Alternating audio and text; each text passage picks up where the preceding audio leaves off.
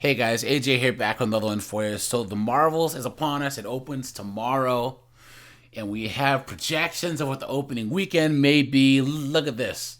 The Marvels may only muster 60 to 65 million dollars for its box office opening. A near low for Marvel Studios. So as we're gonna get into this, but before we do, like, subscribe, drop a comment. It really helps keep this channel going. Check out my second channel linked in the description. And look at this, guys. 3 weeks ago, the Marvels tracked to open to 75 to 80 million dollars. Well, not a huge sum for a title in the MCU. It was a spectacle number. Now, the female-fronted superhero pick may only clear 60 to 65 million dollars, in what would mark one of the lowest starts for the MCU. At least one service quorum is saying $60 million tops. Guys, that's terrible. Terrible.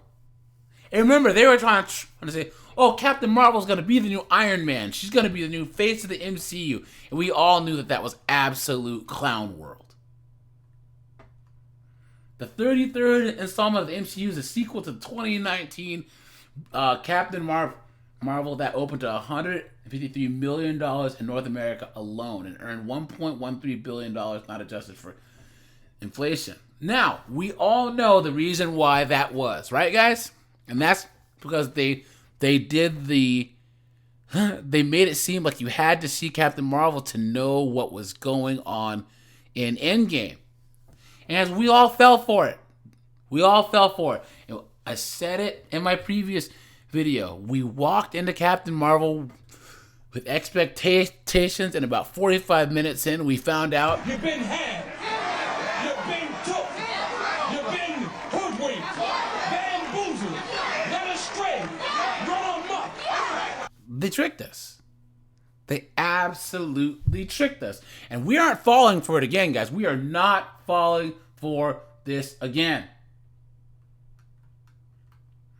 But those were different times that this made money. So the cast of the Marvels wasn't able to do any promotion or publicity because of the actor strike. Last week, it appeared that there was a settlement and they wanted to bring Larson, whatever, but it didn't happen.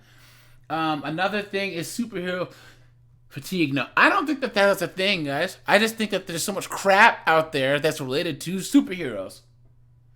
Because The Boys, the show, when that comes back, that's gonna do well. That Generation V, that boys-based show, Invincible's doing well. So I don't know what they're talking about. A major exception to this fatigue was Guardians of the Galaxy.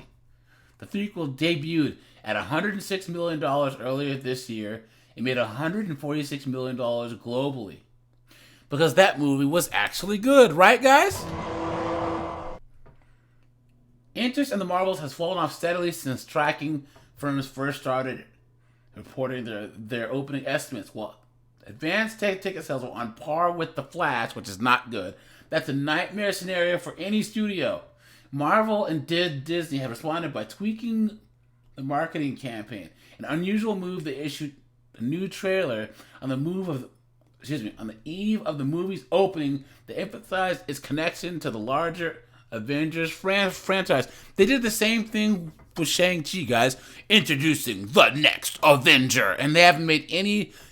Shang-Chi's been gone for years, and there's nothing Avengers-like about his film. Clown World. Look at this. And it emphasized its connection to the larger Avengers franchise and revealed Tessa Thompson's fan favorite Thor character. Since when is Valkyrie a fan favorite? King Valkyrie Clown World. That is not going to help the movie. Man. The Marvels is unique in that it stars 3 female leads and was directed by Nikki DaCosta, who's the first black woman to direct a Marvel studio. Please. Man, oh man, oh man. So to date, 2008's Incredible Hulk holds the record for the lowest domestic opening at $55.4 million. Not adjusted for inflation. Man, oh man, oh man. And then Ant-Man started off at 57.2 million, but actually did really, really well. Overseas, Marvel's pacing to open to $60 million for a global out of $140 million. That's terrible. That is terrible. And look, Rotten Tomatoes, guys, look, this is on 61%. It was at 54% yesterday. And obviously, they've paid some media shills to actually give it a good rating. But there are some critics that are saying, look, Manola Dargis says, it's almost as if the suits at Marvel Studios know that it doesn't matter if their movies are any good. Facts. Look at that. What was once a whiz-bang, imaginative, sky-high, thrilling franchise has imploded spectacularly. And Marvel and the Marvels has no one to blame but themselves. There you go. There you go. This movie's gonna suck, dude. And even look, already the New York Post and other places are saying that this is the worst MCU film yet. So as I'm gonna give you an update next week when the actual opening weekend numbers are out. I'm going to laugh. Well, I'm gonna point and laugh. Always remember to point and laugh. All right, you guys. This is AJ. I appreciate you guys. Like, subscribe. I'm out of here. Have a good one.